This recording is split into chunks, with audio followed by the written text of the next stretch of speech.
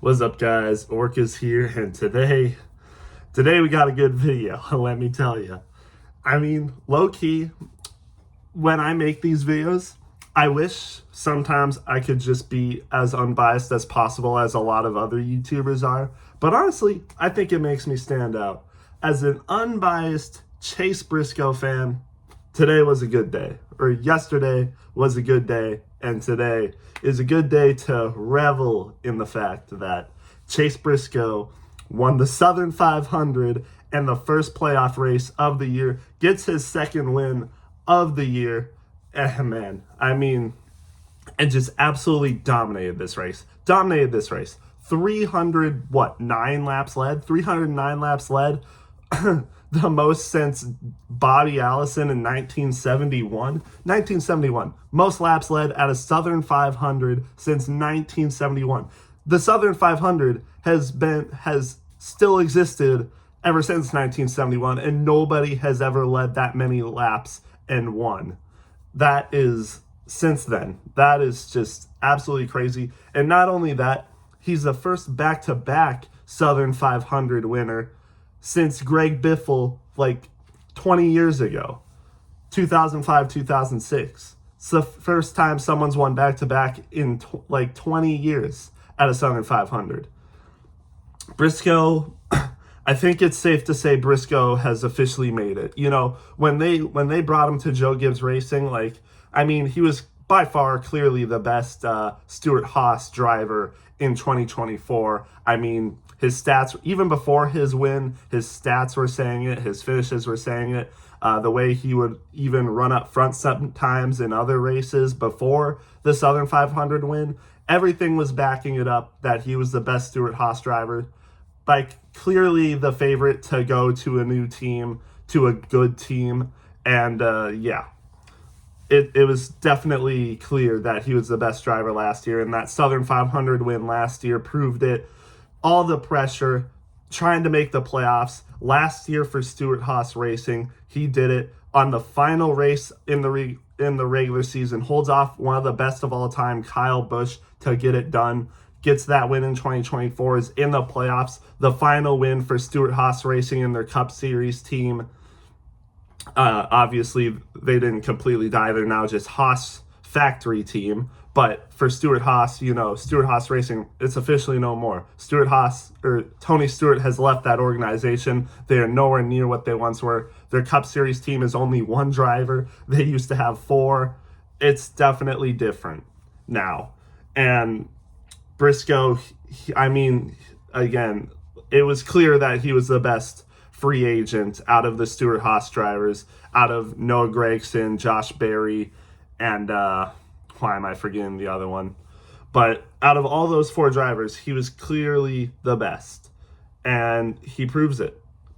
And Ryan Preece. I don't know why I forgot Ryan Preece. But yeah, clearly the best driver. And it's proven even more today. I mean, Joe Gibbs Racing is definitely better than all the other teams that they have gone to, the other ones. But Chase Briscoe picks up his second win of the season at the Southern 500 at Darlington, a track he won at last year, goes back-to-back, over 300 laps led, won both stages, and won the race. And also had the second fastest lap of the race. If it wasn't for Josh Berry spending 2 hours to repair his car, he would have done it. Or not he would have done it, but, well, yeah, he would have done it. Chase Briscoe would have had the fastest lap too. If it wasn't for Josh Berry actually trying to get his car repaired and get back on the track instead of just, taking a DNF, and still would have finished last anyway, Chase Briscoe also would have had the fastest lap. He absolutely dominated this race. Absolutely dominated. Again, 309 laps led out of the 367 there is. Won both stages, max points, 60 points total. And also started on the front row. Today. Denny Hamlin won the pole. Briscoe got second in qualifying. Imagine if he won the pole as well. He was that close. He won all the other ones. Man, I'm just blanking on the terms, but won the Daytona 500 pole and all the Crown Jewel races. Won the 600 pole, and he's just I mean, if he wasn't in in one of your favorites to be a championship 4 contender, he should be now, because Briscoe, this wasn't a surprise, to be honest. This wasn't a surprise. He's been dominant all this time lately. He's, ever since Pocono, really ever since Pocono, and even before that at times when he finished top 5 in the 600, he's been absolutely dominant. There's barely been any races where he's finished outside the top 10. There's only been a couple probably since the 600. Only a couple, legit. And he's had multiple top 10s, multiple top 5s, is like up there, like top 3, maybe even second or first in like top 5 races, and this win just adds to it. Briscoe is here to stay for sure. If it wasn't clear enough that Briscoe was one of the best drivers in NASCAR right now, it definitely should be now, and he is definitely here to stay at Joe Gibbs Racing. He honestly might be better. He might be better than Christopher Bell right now. He's up there with Denny Hamlin. I don't see how you could think anything different of Chase Briscoe right now. One of the best drivers in the Cup Series, and this win proves it. Now, it wasn't easy, though, because, it didn't seem like he had the best long-run car, if we're going to be completely honest. There were some differing tire strategies at the start of this race and around the second stage, but once it became more clear what the best strategy was, Tyler Reddick would take the same, or, would pit with him for most of the time. The Legacy guys would pit with him around the same time towards the end. And Briscoe would be the best car at the start. Like, Briscoe was able to make passes for the lead. Like, at points, Denny Hamlin would take the restart over him. At one time, Tyler Reddick took the restart over him, and they would get a lead. But Briscoe would charge right back and take the lead from him. Despite losing the restart, he would take it right back. So it was clear that he had a really fast restart car, a short run car, even medium run car. But on the long runs, they were catching him. Like, you could see it in stage 3. Tyler Reddick would catch him on the long runs. Before the last caution of the race, Tyler Reddick, Eric Jones, and John Hart Nemechek were catching him. But then that caution came out. We do one final restart, and then Tyler Reddick catches him again with like a little over 20 laps left. Tyler Reddick was right there catching him, like less than half a second behind him. But Chase Briscoe, I watched Eric Estep's video. It's quite possible that Chase Briscoe was saving his equipment a little bit and was playing a little bit of a strategy, trying to tire out Tyler Reddick, because before that, Briscoe was like 3 to 4 seconds ahead of him before the last caution. But then Tyler Reddick closed in on him and seemed to be catching him pretty fast. But then on the last restart, I think the most Briscoe was ahead of Tyler Reddick was like 1.5 seconds. That might have been the most. It might have been even less at the max time he was ahead of him. But then Tyler Reddick would catch him. But Chase Briscoe, again, might have been playing some strategy there. I will give credit to James Small. James Small has been doing a lot better, I think, recently, especially lately. Ever since Pocono, James Small, for the most part, has been an amazing crew chief. It was a rocky start, and you could credit that to them being new, like they're just getting to know each other. It's Chase Briscoe's first time racing for Joe Gibbs Racing. Guy get used to the equipment. Guy get used to everything. His crew chief, the commands he gives, their lingo, how they talk to each other, all of that. So it was a little bit of a rocky start for Chase Briscoe at the start of the season. But ever since, again, you could say like the 600, they've been firing on all cylinders. Chase Briscoe has looked unstoppable. And whatever James Small was telling him in those final 20-something laps, it worked. Because Tyler Reddick could not get past him. There was a little bit of the times where, he would look to the inside, try to send it, maybe get Chase Briscoe a little bit loose. Maybe not loose, but, caught a little bit off guard and maybe try to make him make a mistake, but it never happened. Briscoe, if the lady in black, the track too tough to tame, Chase Briscoe definitely tamed it tonight. I mean, he looked unstoppable. He really did. Like, no one could pass him. He was one of the best cars. And yeah, it was just amazing to see. But other than that, Chase Briscoe having a dominating win, one of the best, wins I've seen him have, obviously. This was better than the Pocono race, I will say that. Like, this race in general was definitely better. I know that I gave Pocono a higher grade than what most people would just because of the Briscoe win and how intense it was for me. This racing in general was better than Pocono, I would say. I would probably give this race like an A tier race because one, perhaps I'm a biased Briscoe fan, but I legitimately thought this was a good race as well. Like, you were able to see there was some good passing in this race. The strategies differed, people, making moves, but it definitely was hard to pass. Of course, like, we know short track racing, we know next gen racing. It can definitely be harder to pass, but I wouldn't say there was no passing. I mean, I think if you're saying that, you got to go back and rewatch the race because there was definitely a good amount of passing compared to other short tracks. This was definitely better. Like, even putting Briscoe's win aside, I think this race was definitely better than the spring Darlington race. And again, just definitely more exciting. And again, I don't want to sound like a NASCAR shill, a playoff defender shill, whatever you want to call it, but I think the playoffs really up this race, in my opinion, because there was a lot of drama. I mean, lap 1, Josh Berry gets loose, gets right into Tyler Reddick, crashes to the outside wall, ruins his race, ends up finishing last, 100-something laps down. Would have been a DNF last year because there's no way NASCAR would have allowed that. But this year, the DVP rules are changed. You can work on your car, try to get it back out there no matter what, and maintain minimum speed. You can do that. And that's what Josh Berry did. And finished the race, but, I mean, there's just no way.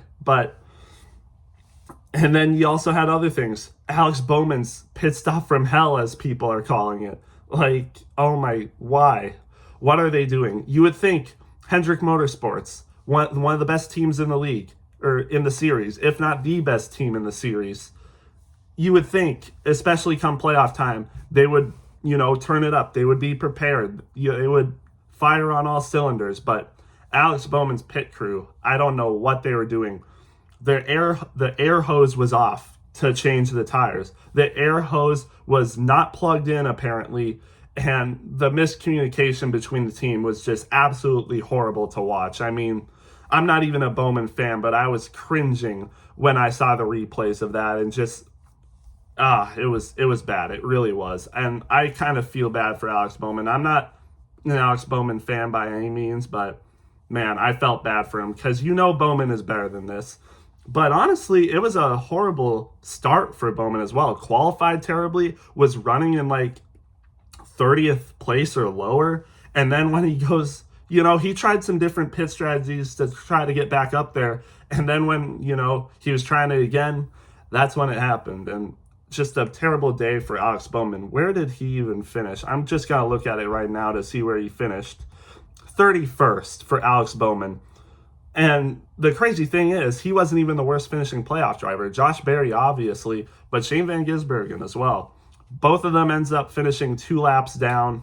Shane Van Gisbergen, they tried a strategy, I'm pretty sure. They were, they were on the lead lap in the final stage, if I'm not mistaken, but they tried some weird strategies and it just did not work out at all.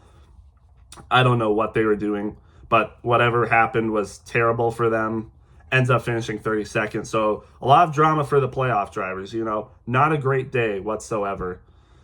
But it was a good day for Toyota, that's for sure. I mean, funny enough, the only playoff drivers to finish in the top 10 were Toyota drivers. No Chevy or Ford playoff drivers finished in the top 10 today. Granted, some of them did get good stage points. Ross Chastain was pretty good today, or yesterday, I guess.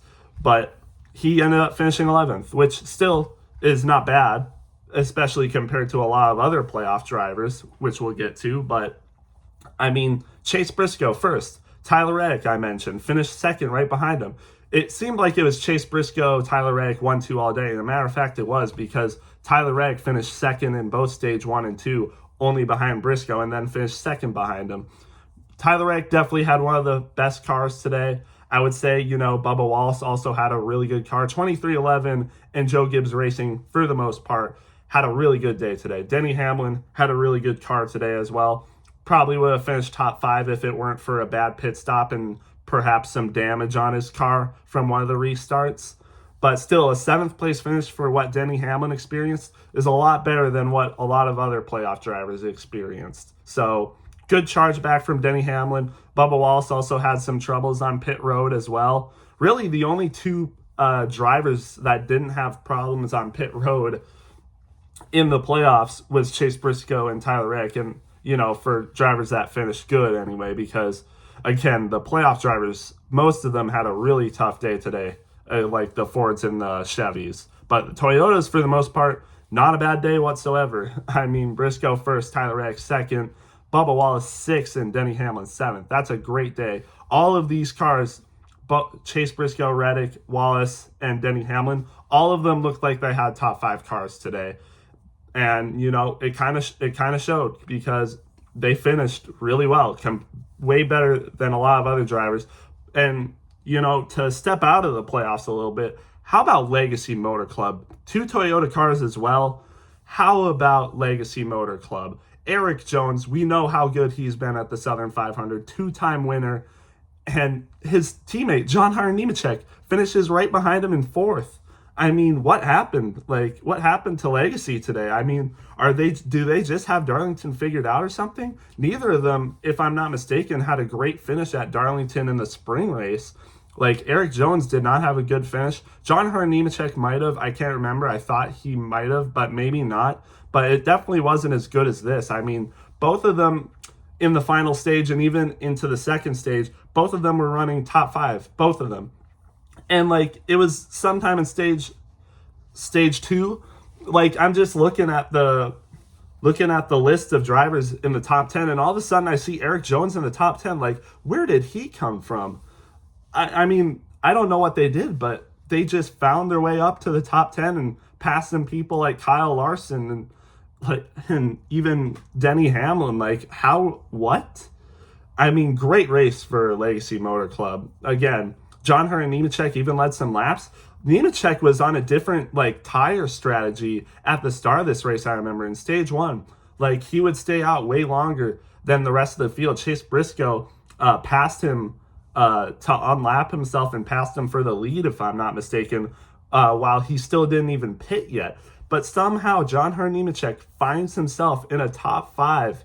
I don't know what they did, but it worked. It really did, and they had the speed to back it up. I mean, finishing ahead of people like Denny Hamlin, Bubba Wallace, and tons of other playoff drivers.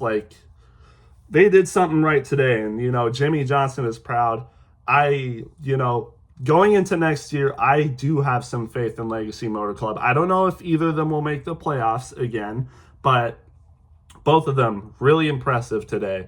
And obviously, they are a clear improvement from last year. In the Southern 500 last year, I don't think Eric Jones even had a top 20 finish. But this year, he's found it again. And, just very good stuff from Legacy Motor Club. Very proud of them. And a lot of, some dark horses had some good finishes today. Other dark horses. AJ Allmendinger was the best finishing Chevy car. A colleague racing car had the best finish out of the Chevys today. And better than any Ford car. AJ Allmendinger with the top 5 finish. I mean, great race for AJ Allmendinger. Again, I don't know what he did, but, it was sometime in stage 2. He was in the top 10. I think he actually had a good qualifying, if I'm not mistaken. He had a pretty good qualifying and ends up with the top 5 finish. Great day for AJ Allmendinger, showing that Colleague can still have some speed. And honestly, I mean, I think AJ Allmendinger is a great driver. If he wasn't in Colleague equipment, possibly even, Spire equipment, he could be up there. I wouldn't be surprised if he would be running better than Carson Hocevar in Spire equipment. If he was even in 2311 equipment, he would be up there for sure. If he was in top tier equipment, AJ Allmendinger would be a threat. And even when he's not, even some days like this, he is a threat. He has had other top 5 finishes at unconventional tracks for him as well. We know him as a road course ringer. Funny enough, he hasn't been good at road courses this year. It's been random tracks like this that he's been better at. And again, top 5 finish, highest finishing Chevy, better than any other Ford. Just crazy stuff. I mean, great day for him. I've talked about Bubba Wall, 6th place. He had a really good car. Looked like he could challenge Briscoe, to be honest. Like, both 2311 cars looked really fast today. And Reddick was there with Briscoe at the end, just couldn't make the pass. But Bubba Wallace, I mean, if he didn't have some issues, he probably would have been up there as well. Denny Hamlin, 7th, like I said, came back from some issues. Good finish, you know, could have been better, but he's looking good in the playoffs for points right now. He would have to have a nightmare 2 races to not get into the playoffs or to not get into the round of 12. Like, he's plus 43 right now. There's no way. Especially at tracks like New Hampshire and Bristol, what's going to happen? Like, it would have to be the worst 2 races he's had in his life.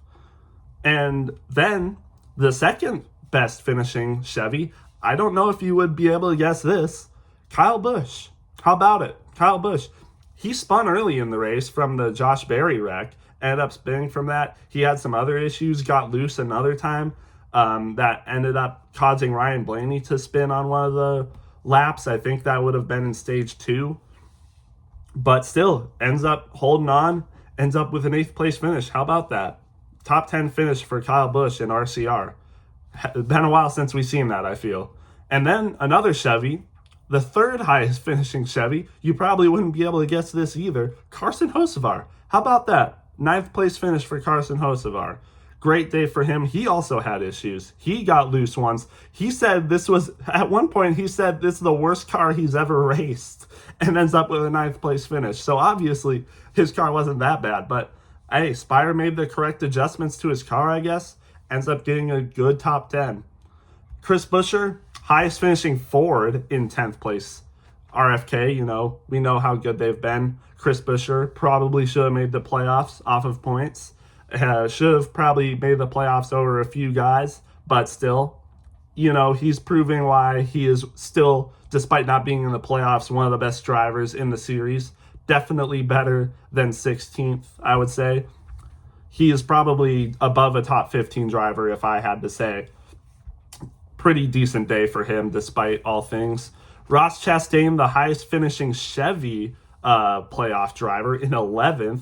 And then Austin Cindric, the highest finishing Ford playoff driver, in 12th. I mean, I don't even know what to say about it. Like, it just wasn't a good day. Ross Chastain probably was one of the best Chevy Ford playoff drivers today, I would say.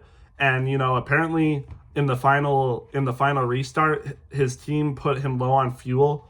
So maybe he was trying to fuel save a little bit. That's why he kind of got passed by a lot of people. Ended up finishing 11th, but still not a bad day for Ross Chastain. He's looking good in the playoffs standings right now. Austin Cindric also, I mean, a lot better day than a lot of other playoff drivers. So now he's sitting pretty good in the playoffs right now. So good for him. We got New Hampshire, or not New Hampshire. We got St. Louis Gateway next week, and that's a good track for Team Penske. So I wouldn't be surprised to see Austin Cindric get a top 10 there, cushion his lead in the playoff standings. So maybe it can happen. Maybe a round of 12. I'm pretty sure I just predicted him to not make the round of 12, so might be my words there. And how about this? 2 front row cars rounding out some of the top 15 drivers. Zane Smith, 13th, and Noah Gragson, 14th. Hey, look what happens when front row has a clean day with nothing wrong happening. Zane Smith, 13th, and Noah Gragson, 14th.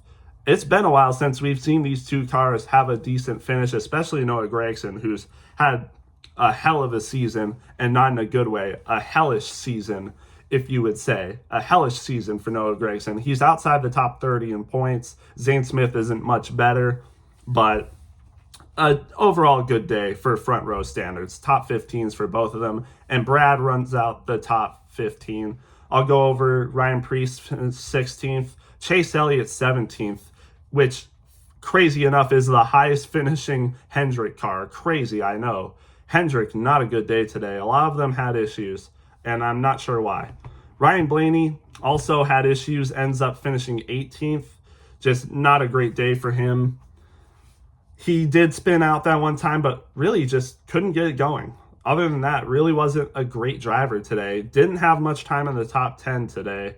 Kyle Larson also just, I don't know.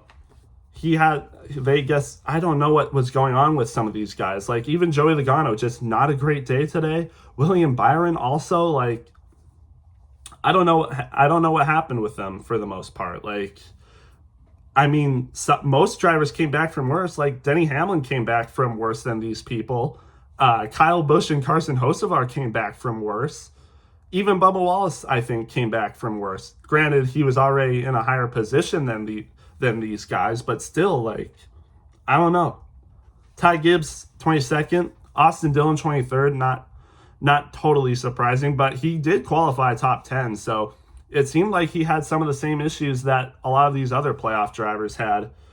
So I don't know if you could credit that to Austin Dillon just being absolutely terrible, because a lot of people in the playoffs had a lot of the same issues that he did, just not being able to get up there. Cole Custer, 24th. Suarez, 25th. Gillen, 26th. Haley, 27th. Riley Herbst, 28th. And then Christopher Bell. Not a great day whatsoever. He did have damage from a wreck, and it wasn't even on the track. He was in pit roads. Hocevar, that was another issue that he had. Coming into pit road, Christopher Bell, coming out of his pit stop, absolutely body slams Carson Hocevar and had some really bad front damage, especially to his splitter on the right side, if I'm not mistaken. And that probably knocked him out of contention. Before that, he was a top 15 car, if I'm not mistaken. And after that, it was just bad. Ends up finishing 2 laps down in 29th. Just not good for him. I don't know what happened, but he's kind of on the hot seat. He's probably feeling a lot of pressure from that. So he's going to have to get going. Ricky Stenhouse ends up finishing 30th. Alex Bowman, like I said, just a nightmare day for him. 31st. He is under the cut line right now along with Josh Berry. He's like minus 19 or something. He's going to need to have a good gateway in Bristol. Really good gateway in Bristol, or else things aren't looking good for him. I picked him to be eliminated in the round of 12. Some people might have picked him to be in the top 8 drivers in the round. Some people might have picked him to go to the round of 8. I didn't. I thought he would struggle. And yeah, it's not looking good. Not looking good for Alex Bowman right now. He's going to need to have a good comeback and finish ahead of people like Joey Logano and Austin Cindric in points, or else it's not looking good. Shane Van Gisbergen ends up finishing 32nd. He was plus 16 before the race. He is now plus 3. He lost 13 points in one race. The cushion of points he had is gone, and we go to Gateway in Bristol. He's never raced at Gateway in the Cup Series before. And yeah, it's going to be hard. I mean, if he couldn't handle Darlington, a race that he's been at before a couple times, it might not look good at Gateway for him. It's going to be tough. 32nd isn't, if he has another race like this, he's not going to be in the playoffs. That is for sure. And then McDowell 33rd, Di Dillon 34th, Timmy Hill 35th. Derek Kraus had an engine failure, scary fire. Glad he got out of that fine. That was also another caution that happened. Derek Kraus, unfortunate for him, 36th. Cody Ware got into it with Ryan Preece. Preece just kind of got into him. Yeah, Cody Ware being a slower car, put him into the wall and spins out. That was enough damage to end his day, I guess. And then Josh Berry finished last, still running, but multiple laps down. And did have the fastest lap, though, but I'm pretty sure, if I'm not mistaken, he is tied with Alex Bowman for points right now. Let's look real quick, actually. I have it up. Yes, Josh Berry and Alex Bowman are tied in points for minus 19 on the cutoff line. Ahead of him, there's people like Austin Dillon and Joey Logano. Shane Van Gisbergen, I wouldn't be surprised if both Alex Bowman and Josh Berry pass him in points, but still, they got to get past people like Joey Logano and Austin Dillon to get into the playoffs. And I fear one of them won't make it, if not both of them. It's going to be tough. If Alex Bowman gets eliminated in the round of 16, that is a very bad look. I'm not going to lie. And, we'll just have to wait and see what happens. But again, I thought this was a really good race. Might be a little biased as a Briscoe fan, but I thought this put on a good show, especially with the playoff drama. It kind of like Watkins Glen last year. Watkins Glen was a little bit of trouble for some playoff drivers. It was like that again for Darlington. I thought this was a good race. I think I would give this race like an 8.7 out of 10. Up there with Richmond, in my opinion, which I thought was a really good race. And, this race might not have been as good as Richmond, but a lot of things enhanced the race, in my opinion. So that's why I have it this high. An A-tier race. Great start to the playoffs, in my opinion. And I hope we get more races like it.